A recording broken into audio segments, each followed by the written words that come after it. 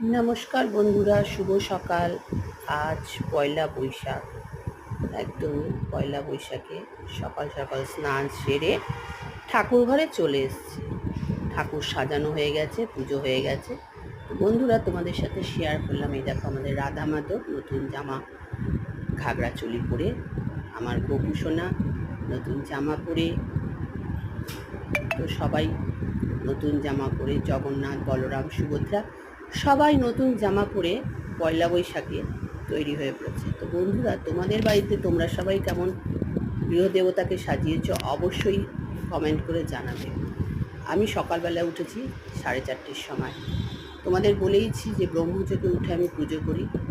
আজকের দিনটা তো বিশেষ।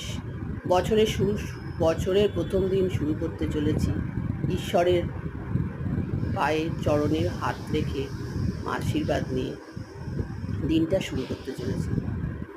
কেন জানো তো, আমি যাই কিছু করি না কেন, রাগ, অভিমান, আনন্দ সব কিছু আমি ঈশ্বরের আশীর্বাদেই করি। কারণ আমি তার পায়ে স্পর্শ করে তবে আমি দিন শুরু করি। এটা আজকের অভ্যাস না, এটা আমার বরাবরের অভ্যাস। তো বন্ধুরা, আমার এই ব্লগটা তোমাদের কেমন লাগলো অবশ্যই জানাবে। আর নতুন বছরে সবাই সবাই খুব খুব খুব ভালো থাকবে, ভালো রাখবে, সুস্থ থাকবে। ঈশ্বর সবার মাথার উপর আশীর্বাদ করেছে। টাটা।